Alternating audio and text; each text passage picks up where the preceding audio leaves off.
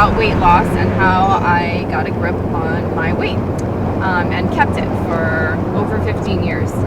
And one of the things that's really, really important when it comes to getting a grip on your weight problem, I don't like to say getting a grip on your weight because I really think that there's no such thing. Like, let me just say straight out, your weight is something that fluctuates. It's normal if it fluctuates a little bit. Like yesterday I did a video and I was looking back at the video and I saw my arms looked a little bit bigger than usual, but I don't freak out about it. Like I used to, before when I would look at my arms like that, I'd be like, oh my God, I have to work out. I have to do something. It was just like always this mindset of attack the fat. And if you weren't attacking the fat, then you would inevitably be in this state of feeling guilty about not attacking the fat, and it would make you gain more weight, because when you're in that state of feeling anxious or depressed, I really think that it makes you, I don't know if it slows down your metabolism or what, but when you're feeling bad about yourself, your body just doesn't work at its optimal level. So what I do now, if I see that, it's like, no big deal. Like, to me, it is a little tip off that maybe I should eat a little bit, like more vegetables and less carbs.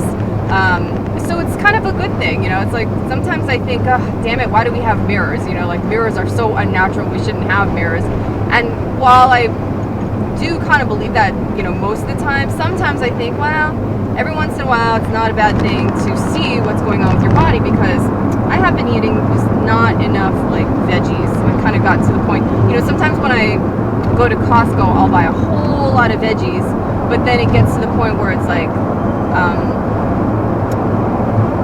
it's probably been over a week since I went to Costco, so the veggies that I do have are not the most appealing veggies, and it's kind of like getting to the point where I kind of have to pick through what I do have to try and make my veggie shakes, and it's just a pain in the butt, so I kind of put off doing it, so I'm just not getting as many veggies as I should. But anyway, but yeah, again, I don't freak out about it, and it's good to have a perspective about your body that's like, first of all, you have to have a perspective of appreciation for your body. And the fact that if you have a good, healthy, functioning, working body, you got to appreciate that. There's so many people who have so many diseases and things where they just can't, their bodies don't function correctly. There are people who don't have the use of their legs or the use of their eyes or the use of their ears, like if you have the use of like all your facilities, you are lucky. If you're lucky just to be born a human, when you think about it, we have freedoms. If you were born in this country, if you were born in America, think about all the farm animals that are out there, or factory farmed animals that were born just automatically just being raised for slaughter. If you were born a human, you are so lucky that that wasn't the case for you. Like, these are animals that are going to have no life and basically, as far as I'm concerned, live in misery and are just going to be slaughtered for food. It's completely against their will, no choice at all. But, whoo, that guy scared me. But, if you are a human being, then, be grateful for that. Be grateful for your body if it's functioning. I heard a great quote one time. I love this, and I love to share this with people. It's basically goes like this. And this was taken from, who's the guy who wrote How to Win Friends and Influence People? Dale Carnegie. And he has this great book called How to Love Your Life and Your Job. It's such a good book. I've read it so many times and I have so many notes scribbled and I've underlined the book. But basically he says, there's a bunch of cool things in there, but he said, if you take a look at your body, he says how to look at your life like you are worth $1 million. And then he says, take a look at all your different body parts that are functioning. The gist of what he says. And he says, now, what if somebody said to you, I will give you $1 million for your eyes, or I will give you $1 million for your legs, I will give you $1 million for your arms, or even just your little pinky finger. Would you actually trade any of these body parts for $1 million? Chances are you probably wouldn't. So if you add up all these things that are worth $1 million to you, like to me, my legs are worth, $1 million. My hands are worth like, more than $1 million. It's like, you're worth like millions of dollars when you look at it from that perspective. Sometimes I try to look at it kind of like, what if before you were even born, you were taken through this process of like being able to pick out the body that you want. And it's kind of like, picture it like as if you were going to a car dealership. When you go to a car dealership, sometimes you can kind of design your own car. You can say, okay, I want this color, I want the color, blue, and I want to have power steering, and all these things. You get to pick out all the stuff.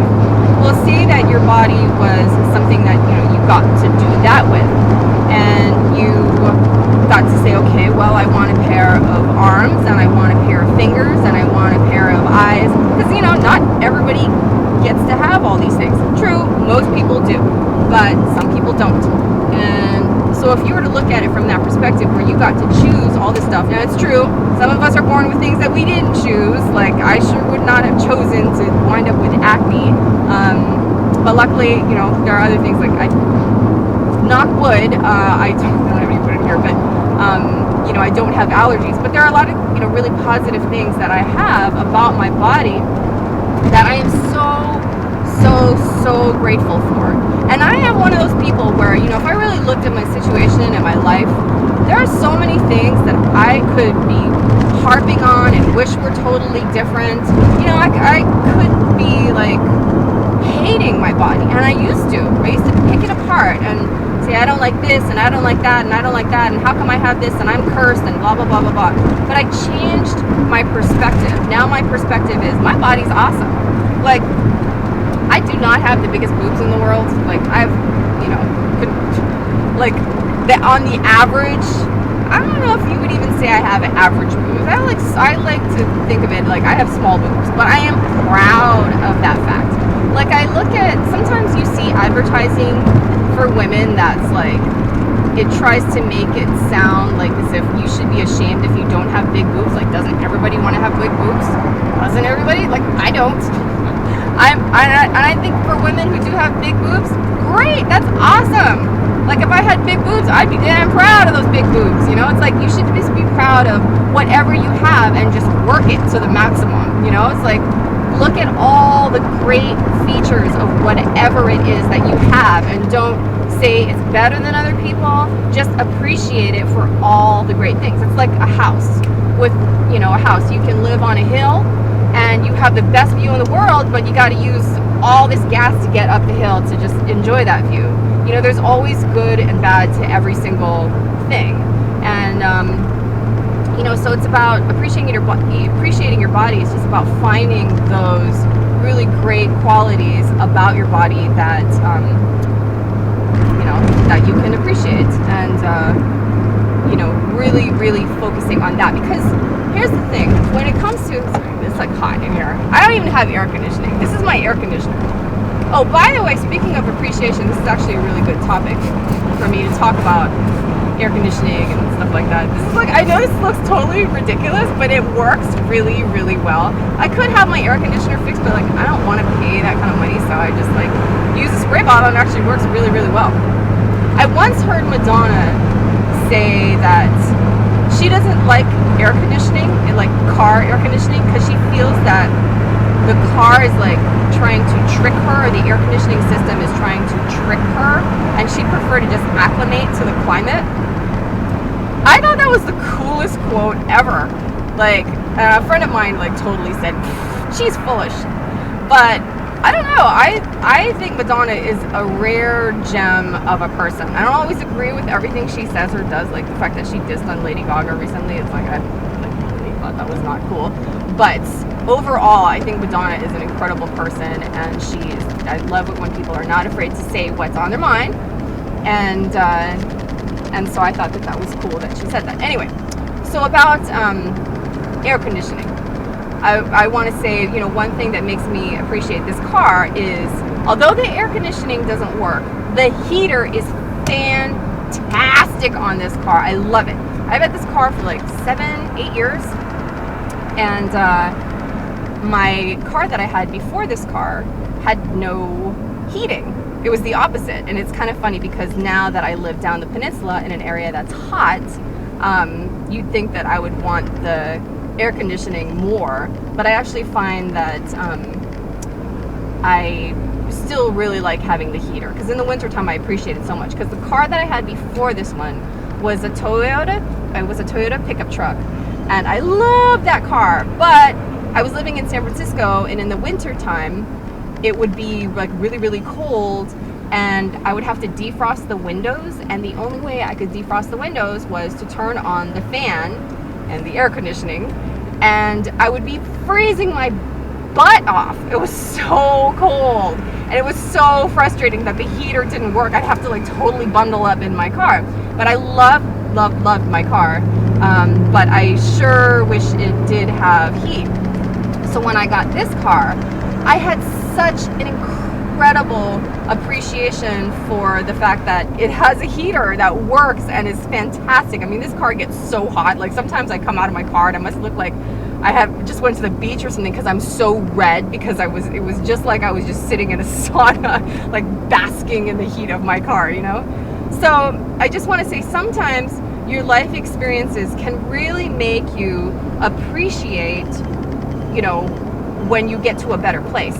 And I felt that way when I lost weight, because I had spent 11 years hating my body and struggling with my weight, and suddenly I finally was at this place where I really did appreciate my body, and I realized, you know what, yeah, I'm thin, but they're, by Hollywood standards, you know, they might still think that I need to lose weight, but screw it, because I just loved my body so much compared to where I was at before, that it didn't matter to me. Like, I was very steadfast in that. I was like, I love my body no matter what. So, you know, that's one good thing about struggling with a weight problem, is because when you do get to that place where you manage to get a grip on it, you will have so much appreciation for your body. Like, I feel like I have this appreciation for my body that I don't think that I would ever have if I hadn't struggled so much with my weight and the eating disorder. So I just want to say, you know, that is one good thing about having a weight problem. If you're struggling right now with it, I can tell you that much, man. When you get to a place where, you know, you find that love for yourself and your body, you'll just feel this joy that other people can't quite imagine, you know? So that's it.